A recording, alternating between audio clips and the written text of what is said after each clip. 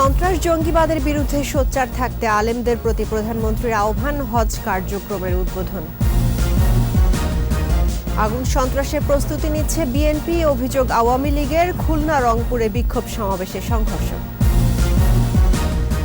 উন্নয়নের নামে প্রতারণার শিকার গাজীপুর নগরবাসী, অনিয়ম দুর্নীতিতে কাজ শেষ হয়নি অনেক প্রকল্পের।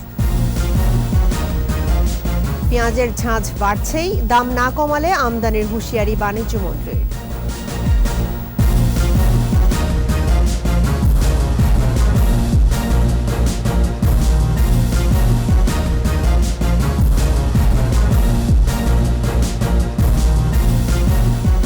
শুনছিলেন ফার্স্ট সিকিউরিটি ইসলামী ব্যাংক লিমিটেড সংবাদ শিরোনাম। আমন্ত্রণ রাত 11টার 21 সংবাদের সঙ্গে আছি রাহনুমা রাহি।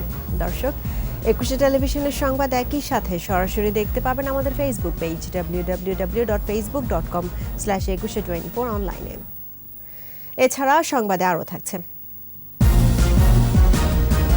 আলোকিত মানুষ আবুল মাল আব্দুল মুহিত, স্মারক গ্রন্থের মোড়ক উন্মোচনে শ্রদ্ধাভরে স্মরণ।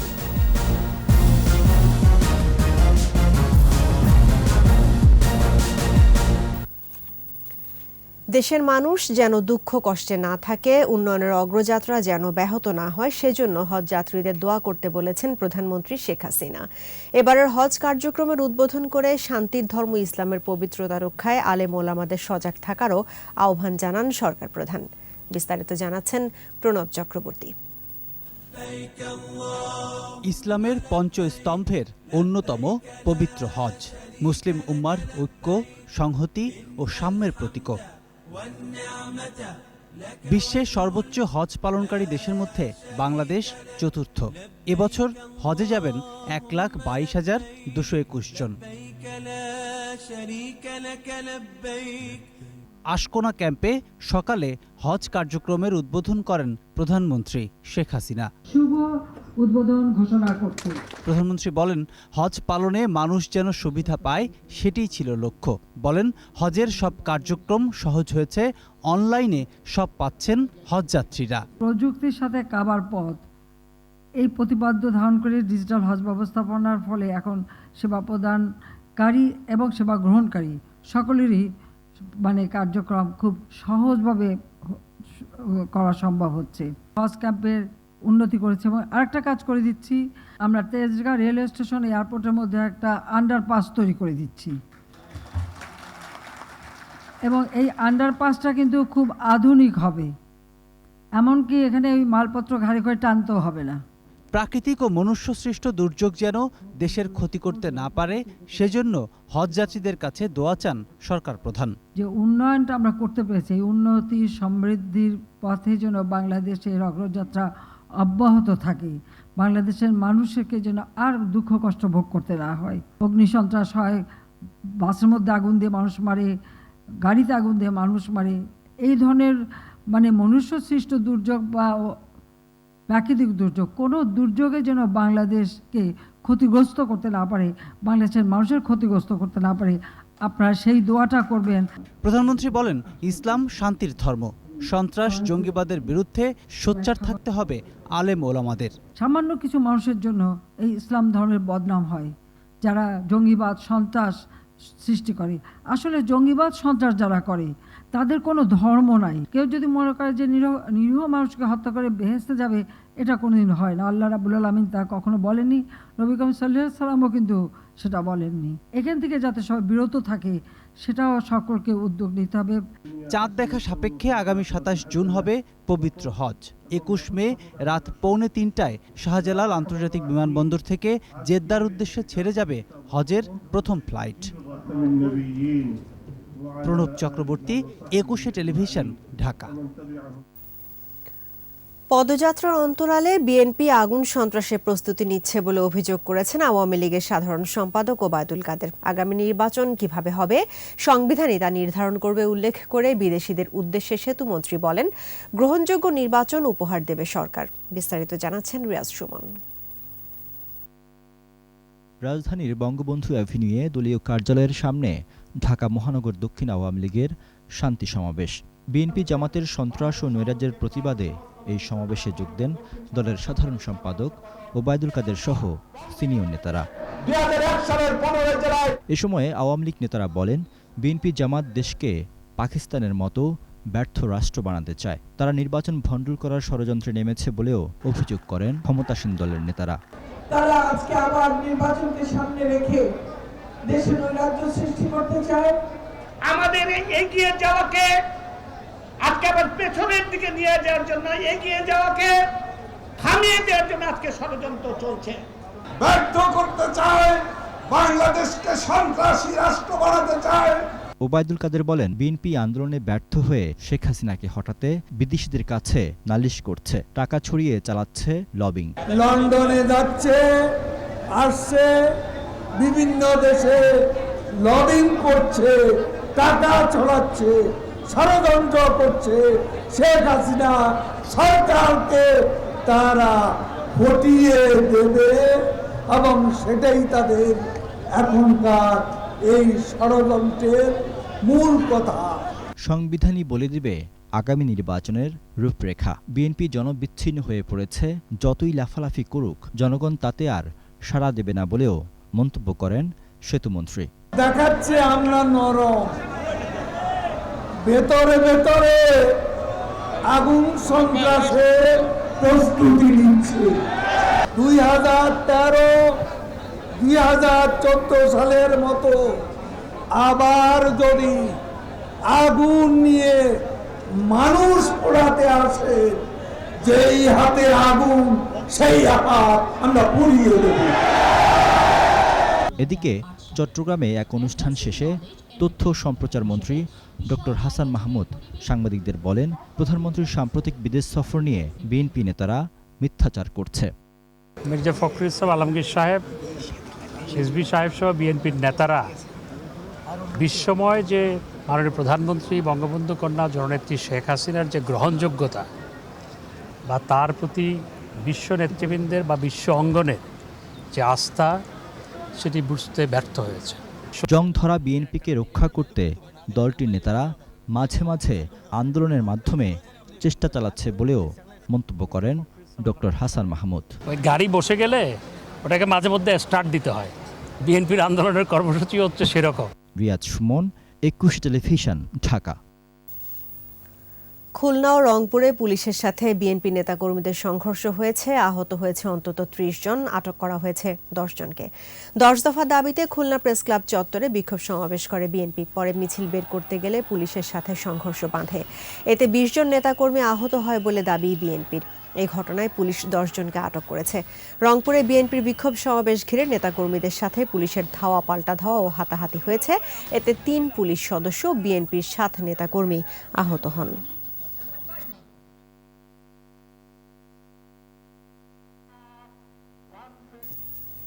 এদিকে পার্বত্য চট্টগ্রামে কেএনএফ সন্ত্রাসী নির্মূলে বিজিবি ও সেনাবাহিনী একসঙ্গে কাজ করছে বলে জানিয়েছেন স্বরাষ্ট্রমন্ত্রী। যাদের কথা বলছেন এরা এখন ওখানে আর্মি এবং বিজিবির যৌথ অভিযান চলছে। এটা আইএসপিআর এর মাধ্যমে আপনারা এই এটা শেষ হলে আপনারা শুনতে পারেন। এখানে আমার আগ বাড়িয়ে কোনো কথা বলার কথা সঠিক হবে না। গেল 5 বছরে উন্নয়নের নামে প্রতারণার শিকার গাজীপুরের নগরবাসী। অসংখ্য উন্নয়ন প্রকল্প গ্রহণ হয়েছে, কিন্তু সুবিধা দেবে এমন কোনোটিই শেষ হয়নি। একই সঙ্গে অনেকটাই অভিভাবকহীন আর নাগরিক সুবিধা বঞ্চিত শহর এই গাজীপুর। নগরপিতা নির্বাচন সামনে রেখে ভুক্তভোগী নাগরিকদের কষ্টের কথা জানাচ্ছেন মোহাম্মদ নুর নবী। ছবি তুলেছেন মোহাম্মদ হানিফ। ভোট আসে, ভোট যায়, নতুন নতুন নগরপিতাও নির্বাচিত হয়, কিন্তু এরপর 5 বছর এই জনপ্রতিনিধিদের দেখা পায় না গাজীপুর সিটি কর্পোরেশনের বাসিন্দারা। উন্নয়ন তো বহু দূরের কথা। এখনও গাজীপুর সিটি কর্পোরেশনে এরকম জায়গা খুঁজে পাওয়া যাবে, সেগুলোকে কর্পোরেশন না গ্রাম, এই দুই পার্থক্য বের করাটাও কঠিন হয়ে দাঁড়ায়। ভোটাররা বলেছেন যে যারা সুখে দুঃখে তাদের পাশে থাকবে, উন্নয়নে অংশ নেবে, সেরকমই যোগ্য প্রার্থীদের তারা এবারে নির্বাচিত করতে চান।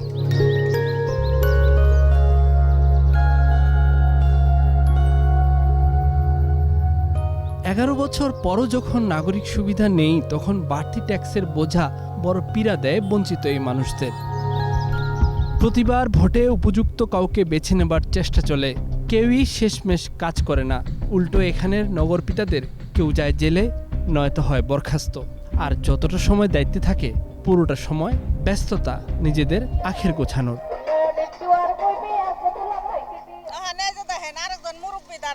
কিন্তু জাহাঙ্গীর মেয়রের নেওয়া একটু রং করে হেলাইছে, তার কর্মীরাও বুঝেন করে হেলাইছে। বাড়ির ট্যাক্স দিতে হয়, তারপরে একটা টিউবওয়েলের ট্যাক্স দিতে হয়, একটা গরুর ট্যাক্স দিতে হয়, বাড়িতে কয়টা ঘর আছে এটার ট্যাক্স দিতে হয়, সবই দিতে হয়। সিটির যে জিনিসগুলো পাও না আমরা সেগুলো আসলে পাই নাই। আমাদের খালি যে জায়গা জমি গেছে বুঝছেন। দেশের সবচেয়ে বড় সিটি কর্পোরেশন এটি। আয়তন ৩২৯ বর্গ কিলোমিটার। গ্যাস, পানি, বিদ্যুতের মতো নাগরিক সুবিধা গাজীপুর সদর ও টঙ্গী এলাকায় মাত্র ৮০ বর্গ কিলোমিটারের মধ্যে সীমাবদ্ধ। নগরীর রাস্তা ঘুরে দেখা গেল প্রকল্পের হিড়িক সবই অসমাপ্ত। কবে কাজ শেষ হবে তা জানা নেই কারোরই। সবার অভিযোগ, অনিয়ম দুর্নীতির করাল এই গ্রাসই বড় বাধা। সবাই চাচ্ছিল ব্রিজটা ভাঙে নতুন একটা ব্রিজ হোক, কিন্তু এই ব্রিজ ভাঙার পরে আর আমরা এখন ব্রিজের আশা করতেছি না। এটা 2 বছর হতেছে প্রায়। মেয়র জেলে থাকে, মানুষ সব জেলে 3 বছর থাকছে। কোনো মেয়রই তাদের পুরো কাজ করতে পারেন নাই, নানা কারণে তাদেরকে অসময়ে ক্ষমতা ছাড়তে হয়েছে। বড় শহর শিল্পাঞ্চলও আছে, অথচ বেশিরভাগ এলাকায় সুষ্ঠু ড্রেনেজ ব্যবস্থাপনা নেই।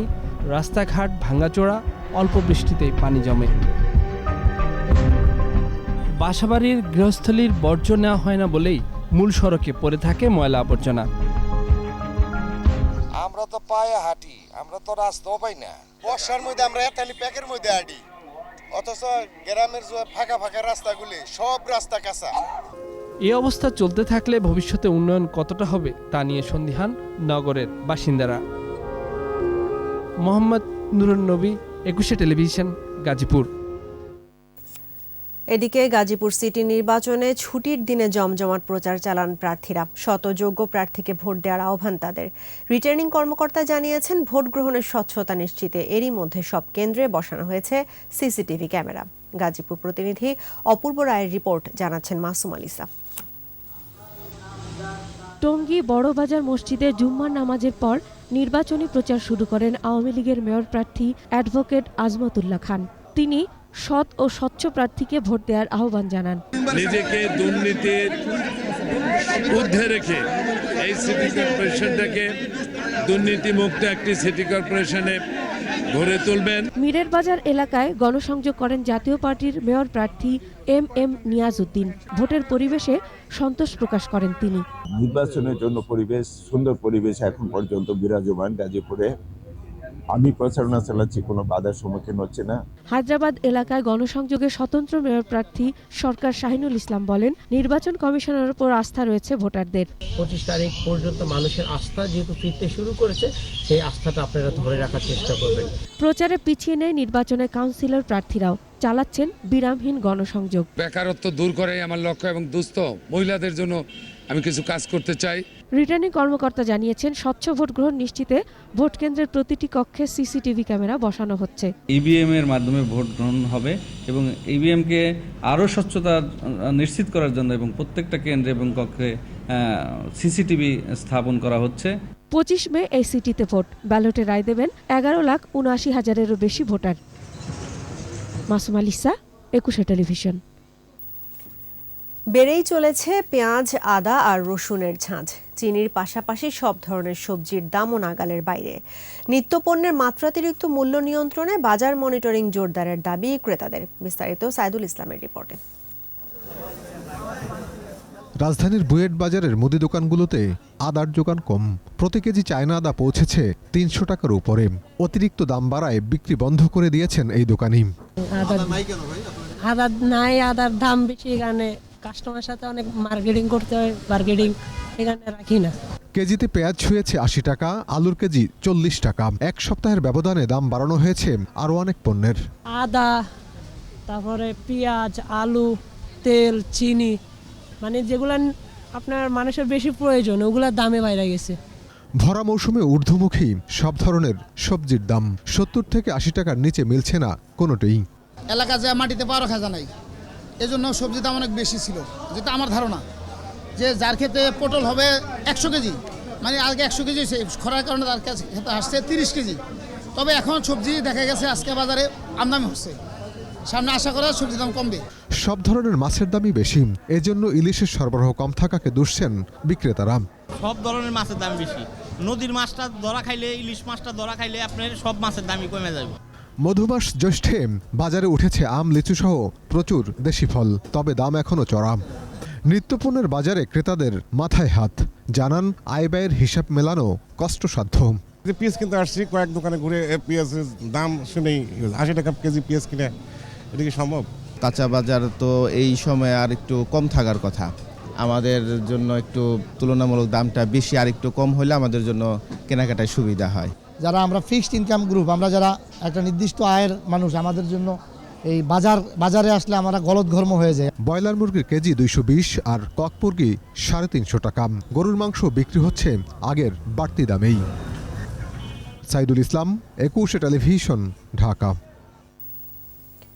এদিকে ব্যবসায়ীদেরকে দুদিনের মধ্যে পেঁয়াজের দাম কমানোর আলটিমেটাম দিয়ে বাণিজ্যমন্ত্রী টিপু মুন্সি বলেছেন, তা না হলে আমদানি করা হবে। রংপুরে সাংবাদিকদের সাথে মতবিনিময়ে মন্ত্রী বলেন, ভরা মৌসুমে পেঁয়াজের দাম এত বাড়ার কোনো কারণ নেই। সরকার চিনির দাম নির্ধারণ করে দেবার পরও বাজারে তার কোনো প্রভাব পড়েনি, এটা দুঃখজনক। নির্ধারিত দামে চিনি বিক্রি নিশ্চিত করতে ভোক্তা অধিকার কাজ করছে বলে জানান বাণিজ্যমন্ত্রী।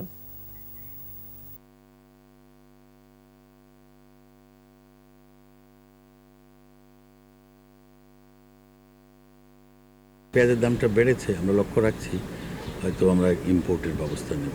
যেটা ইম্পোর্ট আপাতত বন্ধ আছে ভারত থেকে, সেটা ইমিডিয়েটলি ব্যবস্থা নেব যদি 2-1 দিনের মধ্যে দামটা না কমে। চিনি আমরা একটা ফিক্স আপ করে দিয়েছি, তারপরেও বাজারে সেটার প্রভাব এখনও পড়েনি।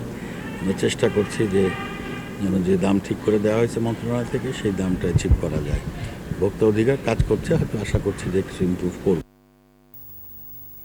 প্রয়াত অর্থমন্ত্রী আবুল মাল আব্দুল মুহিত দেশের সেবা আর মানুষের কল্যাণে নিজেকে নিয়োজিত রেখেছিলেন আমৃত। কিংবদন্তি আবুল মাল আব্দুল মুহিত স্মারক গ্রন্থের মোড়ক উন্মোচন অনুষ্ঠানে বক্তারা আরও বলেন, জাতি তাঁকে চিরকাল শ্রদ্ধা ভরে স্মরণ করবে। মফিউর রহমানের রিপোর্ট। বাংলাদেশের অন্যতম সফল অর্থমন্ত্রী ছিলেন আবুল মাল আব্দুল মুহিত। 2022 সালের 30 এপ্রিল পরলোক গমন করেন আলোকিত বাংলাদেশের অন্যতম রূপকার। প্রয়াত এই গুণীজন স্মরণে বন্ধু, পরিজন, আত্মীয় স্বজন, সহকর্মী সহ তাঁকে যারা ঘনিষ্ঠভাবে দেখেছেন এমন সব ব্যক্তিত্বের লেখা নিয়ে বই কিংবদন্তি আবুল মাল আব্দুল মুহিত। রাজধানীর ইঞ্জিনিয়ার্স ইনস্টিটিউশনে মোড়ক উন্মোচন অনুষ্ঠানে যোগ দেন পরিবারের সদস্য, বন্ধুজন, সহকর্মী সহ শুভানুধ্যায়ীরা। তিনি জীবনে যে ক্ষেত্রেই যেখানেই বিচরণ করুন না কেন সেখানে তিনি শ্রেষ্ঠত্ব অর্জন করেছেন। অনুষ্ঠানে যোগ দিয়ে সরকারের মন্ত্রীরা বলেন, আবুল মাল আব্দুল মুহিত একাধারে যেমন প্রজ্ঞাবান ছিলেন তেমনি ছিলেন উদার মনের অধিকারী। তিনি অত্যন্ত স্নেহপরায়ণ ব্যক্তি ছিলেন, উদার ছিলেন। তো আমি একটু খুঁটিনাটি মাঝে মাঝে একটু প্রতিরোধের চেষ্টা করতাম, কিন্তু এটা উড়িয়ে দিতেন এবং পরবর্তীতে আমি তার কথা মতো কাজ করেছি। তো এইরকম এত সদালাপী এবং উনি গুণান্বিত ছিলেন যে আমরা যখন যেতাম তখন অনেক গল্প উনি করতেন। স্মৃতিচারণ করেন সহোদর ভাই পররাষ্ট্রমন্ত্রী ডক্টর এ কে আব্দুল মোমেন। তোমার ডেফিসিট 5% মধ্যে চাও, আমি 5-6 মধ্যেই রাখবো, কারণ আমার বাজেট বেড়ে যাবে, তখন আমার এই ডেফিসিটটা অল্প থাকবে। তো এই যে তার মননসিকতা, মন মানসিকতা, এগুলো আমার খুব পছন্দ হয়। প্রধান অতিথির বক্তব্যে স্পিকার শিরিন শারমিন চৌধুরী বলেন, বয়স কখনোই তার কর্মে বাধা হয়ে দাঁড়াতে পারেনি। মানুষ মরণশীল, কেউই চিরকাল বেঁচে থাকবে না, কিন্তু দেশের অর্থনৈতিক সমৃদ্ধি ও আন্তর্জাতিক অর্থনৈতিক ফোরামেও বাংলাদেশের সম্পৃক্তি ও সমৃদ্ধিতে জনাব মুহিত এক অনন্য নাম।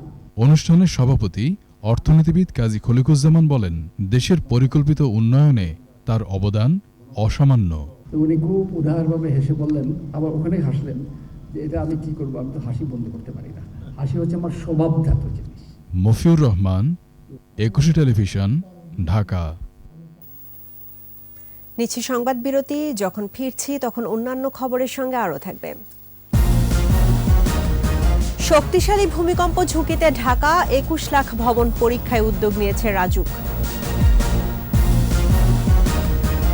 ভুল জন্ম নিবন্ধন সনদে ভোগান্তি, সংশোধনে ঘুরতে হচ্ছে মাসের পর মাস।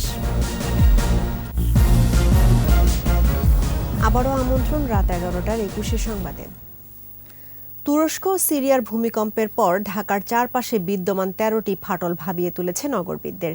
একই সঙ্গে ঝুঁকিপূর্ণ ভবন চিহ্নিত হওয়ার পরও তা ভেঙে না ফেলায় অধিক ক্ষতির আশঙ্কা সংশ্লিষ্টদের। 21 স্পেশালে ভূমিকম্পের ঝুঁকি নিয়ে আহমদ বাবুর প্রতিবেদন। আজ থাকছে প্রথম পর্ব। সিলেট শ্রীমঙ্গলের ফাটলরেখা থেকে 1918 সালে সংঘটিত ভূমিকম্পে ব্যাপক ক্ষয়ক্ষতি হয়েছিল। শ্রীমঙ্গলের মতো ঢাকার দোহার ও গাজীপুরের জয়দেবপুর সহ আরও কয়েকটি স্থানে দেখা দিয়েছে 13টি ফাটল। বিশেষজ্ঞরা বলছেন, এসব ফাটলরেখা থেকে যে কোনো সময় মাঝারি বা শক্তিশালী ভূমিকম্প হতে পারে। 6 থেকে 7 মাত্রার ভূমিকম্প হতে পারে। এরকম প্রায় 13টি ফাটলরেখা আমরা দেশের মধ্যেই আমরা সেগুলোকে চিহ্নিত করেছি। রাখাইন থেকে সিলেট হয়ে আসাম পর্যন্ত ডাউকি ও ইস্টার্ন বাউন্ডারি ফল রয়েছে, সেখানকার কম্পনেও বড় ক্ষতি হতে পারে। রাখাইন অঞ্চল থেকে একদম আসাম পর্যন্ত বিস্তৃত বাংলাদেশের পূর্বাংশে, আর ডাউকি ফল্ট বাংলাদেশের উত্তর পূর্বাংশে অবস্থিত। এই দুটো ফল্টে বস্তুত অর্থে সবচেয়ে বড় ধরনের ভূমিকম্প সৃষ্টি করতে পারে, এবং এগুলো থেকে যদি ভূমিকম্প হয় সেটি 7 মাত্রার উপরে, কোথাও কখনো কখনো সেটি 8 মাত্রার উপরেও হতে পারে। মহানগরী ঢাকার ভবন ব্যবস্থাপনা নিয়ে কাজ করা রাজুকের প্রধান প্রকৌশলী বলছেন, অনেক সময় অতিবাহিত হয়েছে। এখন তৃতীয় পক্ষের মাধ্যমে রাজধানীর 21 লাখ ভবন পরীক্ষা করার উদ্যোগ নেওয়া হয়েছে। নগর উন্নয়ন কমিটি কর্তৃক একটা কমিটি গঠন করা হয়েছে কিভাবে থার্ড পার্টি অন্তর্ভুক্তকরণ করা যায়। স্ট্রাকচারালি ঝুঁকিপূর্ণ এই ভবনগুলো আমরা পরীক্ষা করব, এবং পরীক্ষার পর আমরা সিদ্ধান্ত নিব যে এটা রেট্রোফিটিং করতে হবে নাকি এটা ভেঙে ফেলতে হবে।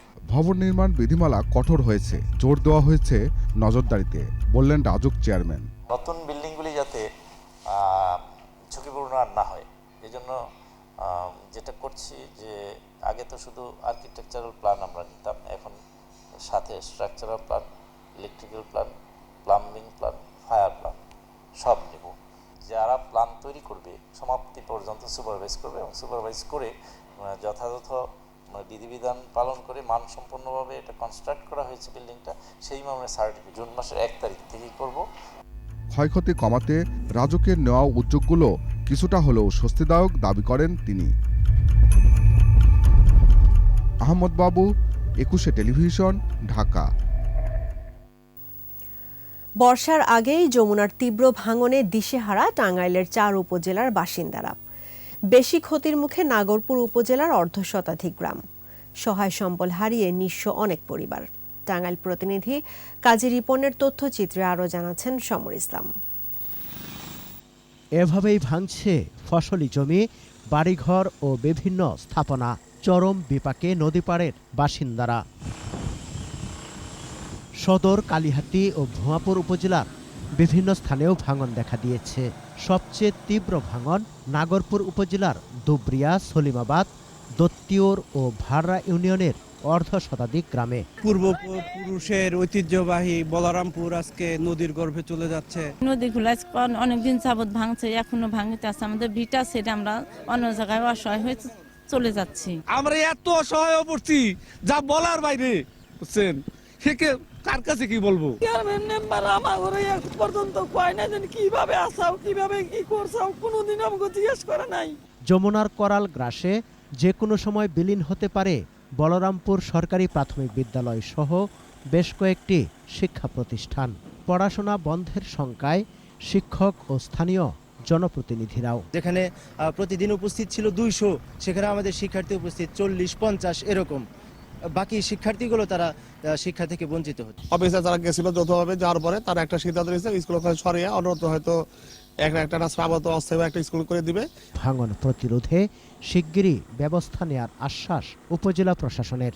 সরকারি বিদ্যালয়ের পাশাপাশি অন্যান্য অনেক জনবসতি ঘরবাড়ি রয়েছে, সেগুলি অসময়ে যে যমুনা নদীর ভাঙনের এটি কবলে পড়ছে, এবং ইতিমধ্যে আমরা আমাদের উপজেলা শিক্ষা অফিসার সহ সংশ্লিষ্ট সকলকে নিয়ে এটি সরেজমিন পরিদর্শন করেছে। ভাঙন রোধে নদী পাড়ে স্থায়ী বাঁধ নির্মাণের দাবি এলাকাবাসীর। সমর ইসলাম, 21 টেলিভিশন। দেশের 8 বিভাগেই ঝোড়ো হাওয়া সহ বৃষ্টি বা বজ্রসহ বৃষ্টির আভাস দিয়েছে আবহাওয়া অধিদপ্তর। সেই সঙ্গে কোথাও কোথাও শিলাবৃষ্টিও হতে পারে। পূর্বাভাস বলছে ঢাকা, ময়মনসিংহ, খুলনা, বরিশাল, চট্টগ্রাম ও সিলেট বিভাগের অনেক জায়গায় এবং রংপুর, রাজশাহী বিভাগের কিছু জায়গায় দমকা হাওয়া সহ বৃষ্টি বা বজ্রসহ বৃষ্টি হতে পারে। বিক্ষিপ্তভাবে শিলাবৃষ্টির সম্ভাবনাও রয়েছে। আগামী 3 দিন বৃষ্টিপাতের প্রবণতা অব্যাহত থাকতে পারে বলে জানানো হয়েছে আবহাওয়ার পূর্বাভাসে।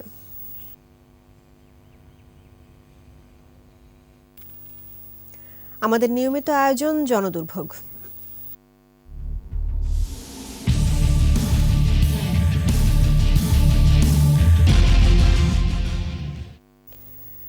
জন্ম নিবন্ধন সনদের ভুল শোধরাতে মাসের পর মাস ঘুরছেন সাধারণ মানুষ। হবে এই আশাতেই কারো কেটে গেছে মাসের পর মাস, বছরের পর বছর।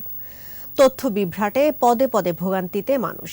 ইয়াকুব লিটুর ছবিতে বাকিটা জানাচ্ছেন অখিল পোদ্দার।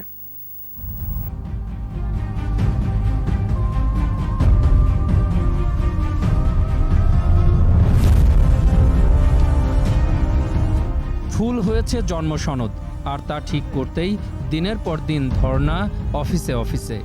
আমার নাম ছিল সামিরুল্লাহ বাবুল, কিন্তু আমার নামের আগে দিয়েছে সামিরুল্লাহ বেগম। এই বেগমটা কাটার জন্য আমাকে 1.5 বছর করতে হয়েছে। জন্ম সনদের নাম কিংবা ঠিকানা ভুলের তালিকায় আছেন বিভিন্ন শ্রেণী, পেশা আর বয়সের মানুষ। এই ভুলের কারণে প্রশাসনিক ও সামাজিক বহুবিধ কাজে ভোগান্তির শিকার হচ্ছেন তারা। অর্থনৈতিকভাবেও ক্ষতিগ্রস্ত হচ্ছেন কেউ কেউ। আমি জন্ম নিবন্ধন করতে দিয়েছিলাম, তো ওইখান থেকে বলতেছে যে আপনার নামে অলরেডি একজনের জন্ম নিবন্ধন করা আছে। সকল কাগজপত্র আমার সাল ঠিক আছে 2005, কিন্তু অনলাইনে গিয়ে দেখি 2006 দেওয়া। মায়ের নাম দেয় নাই, বাপের নাম ভুল করে রাখছে, জন্ম তারিখও ভুল করে রাখছে। এখন আমি সংশোধনের জন্য সে জন্ম তারিখ সংশোধনে ওনারা নোটিশ দিয়া বন্ধ করে রাখছে। পরে আমি উপর থেকে ফোন টোন করাই, তারপরে ঠিক করছি। গ্রামের চেয়ে রাজধানীর 2 সিটি কর্পোরেশনে ভুলের তালিকা সবচেয়ে বেশি। এজন্য খোদ কর্পোরেশন কর্মকর্তাদেরই দোষ দিলেন কাউন্সিলররা। এখন একটা জন্ম নিবন্ধন আজকে যাবে, গিয়ে জমা দিবে, বলবে পরশুদিন আসেন, পরশুদিন গেলে হয় নাই, তারপরে ওনার যেতে হয়, ওখানে যে ভাড়া লাগতেছে, তারপরে ওনাকে আবার কিছু খুশি করাইতে হয়, খুশিটা দিতে হয়।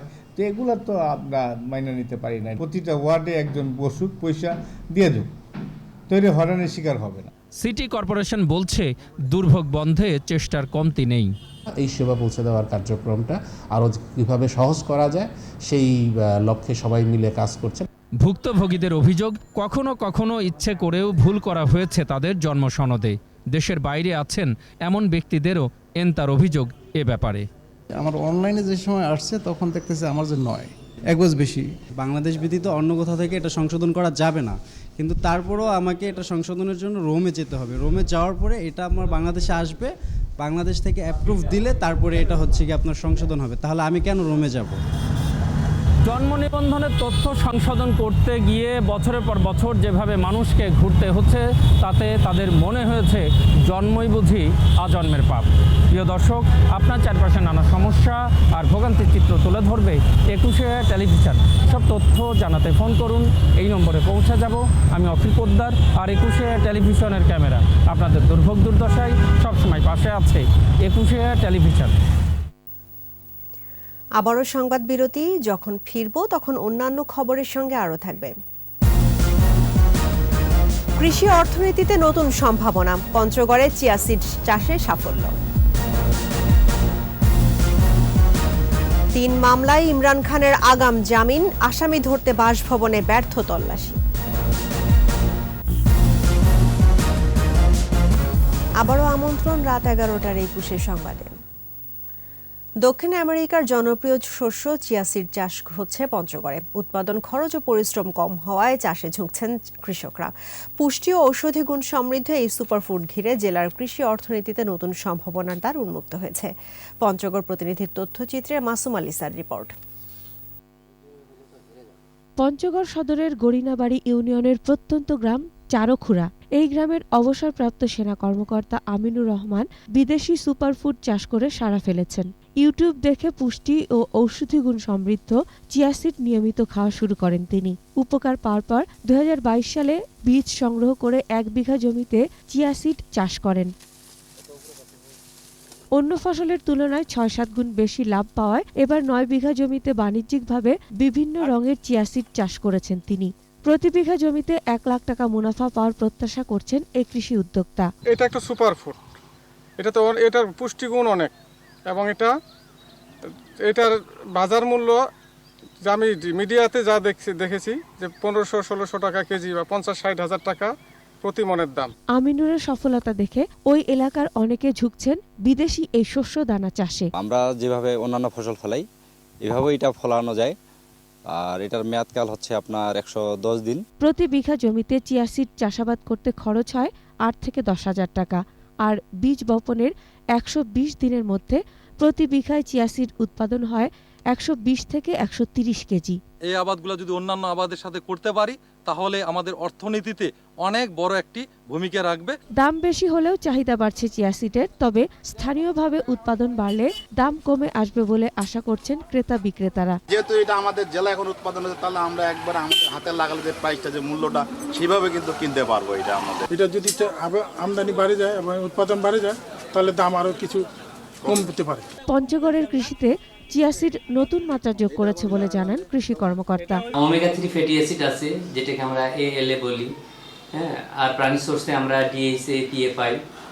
তো এগুলা আমরা হোল সিড হিসেবে আমরা গ্রহণ করি। পঞ্চগড়ের মাটি, আবহাওয়া ও জলবায়ু চিয়া সিড চাষের জন্য উপযোগী। মাসুম আলিসা, ২১ টেলিভিশন। এ পর্যায়ে ব্যবসা বাণিজ্যের খবর।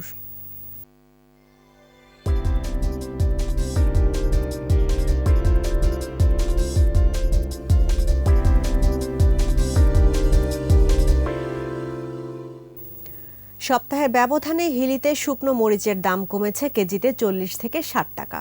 এক সপ্তাহ আগে ৪২০ টাকা দরে বিক্রি হলেও এখন তা কমে ৩৬০ টাকা থেকে ৩৮০ টাকা কেজি দরে বিক্রি হচ্ছে। বিক্রেতারা জানান, মৌসুম শেষ হওয়ায় বাজারে বগুড়া ও গাইবান্ধা অঞ্চলের শুকনো মরিচের সরবরাহ কমে এসেছিল। চাহিদার তুলনায় সরবরাহ কমায় দাম ঊর্ধ্বমুখী হয়েছিল। কদিন আগে পঞ্চগড়ের বিন্দু জাতের শুকনো মরিচ বাজারে আসতে শুরু করায় দাম কমেছে। সংবাদ শেষ করব মৃত্যুদিনে অমর একুশের সঙ্গীত রচয়িতা আব্দুল গাফফার চৌধুরীকে স্মরণ করে। মৃত্যুর পরও অমলিন আব্দুল গাফফার চৌধুরী। আজকের দিনে লন্ডনের একটি হাসপাতালে মারা গিয়েছিলেন জনপ্রিয় লেখক ও সাংবাদিক গাফফার চৌধুরী। প্রথম প্রয়াণ বার্ষিকীতে মৃত্যুঞ্জয়ী এই বরেণ্যজন স্মরণে অখিল পোদ্দারের প্রতিবেদন। জীবন সাহান্যের বেশ কটি বছর বাবার সঙ্গে ছায়ার মতো ছিলেন মেয়ে বিনিতা চৌধুরী। অসুস্থ বাবাকে রেখেই একদিন হঠাৎ মৃত্যু হয় আদরের মেয়েটির। কন্যা হারানোর শোক খুব বেশি নিস্তেজ করে ফেলেছিল এদেশের সংগ্রাম স্বাধীনতায় জ্বলে ওঠা সাংবাদিক গাফফার চৌধুরীকে। মৃত্যুর আগে মেয়েকে সমর্পণ করা এই গানই ছিল বর্ষিয়ান জীবনের শেষ তর্পণ। বিনিতা বিনু মাগো চলে গেলে ভাবলে না মাহারা সন্তান তোমার বাঁচি কিভাবে। ১৯৭৪ সাল থেকে ব্রিটেনে বাস করা আব্দুল গাফফার চৌধুরী স্বপ্ন দেখতেন অসাম্প্রদায়িক বাংলাদেশের। এদেশের সাংস্কৃতিক আন্দোলন আর ঐতিহ্য রক্ষায় তাঁর ভূমিকা ছিল সর্বব্যাপী। ভাষা আন্দোলনের শক্তি সঞ্চারী গান আমার ভাইয়ের রক্তে রাঙানো ২১শে ফেব্রুয়ারি আমি কি ভুলিতে পারি আজও অবিনশ্বর সার্বজনীন।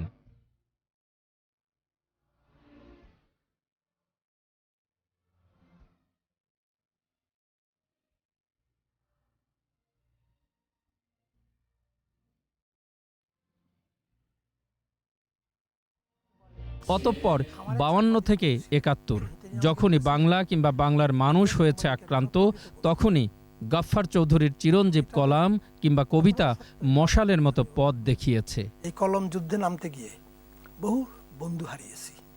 আমাদের দেশে মুশকিল হচ্ছে, আমি তোমার বিরুদ্ধে বা তোমার কোনো বক্তব্যের বিরুদ্ধে কিছু লিখলাম, তুমি তার জবাব না দিয়ে বললে আরে অপরিচিত টাকা পেয়ে লেখে, কিংবা মৃত লোকের সাক্ষী মেনে লেখে। কিন্তু আমি মৃত লোককে সাক্ষী মেনে লিখি বা অর্থ পেয়েই লিখে থাকি, আমি যে বক্তব্যটা রেখেছি তার প্রতিবাদ খুব কম হয়।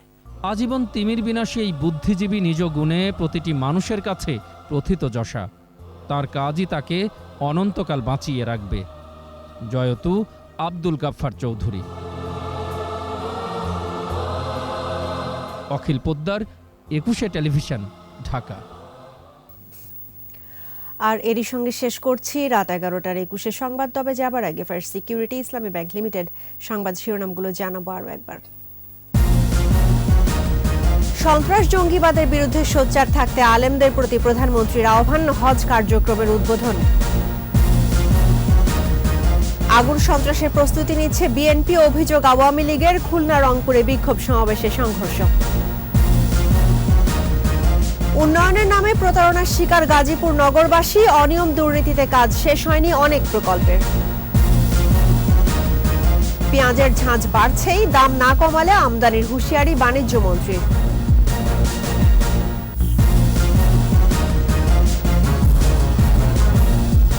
দর্শক, 21-এর সর্বশেষ খবর জানতে ডায়াল করুন 2021 নম্বরে, আর ভিজিট করুন 21-tv.com ওয়েবসাইটে। এছাড়া ফেসবুকে ভিজিট করতে পারেন facebook.com/2124 অনলাইনে। এতক্ষণ সঙ্গে থাকার জন্য ধন্যবাদ। আমাদের পরবর্তী সংবাদ আয়োজন রাত 1টায় দেখার আমন্ত্রণ রইল। স্বাস্থ্যবিধি মেনে চলুন, সুস্থ থাকুন, 21-এর সঙ্গেই থাকুন।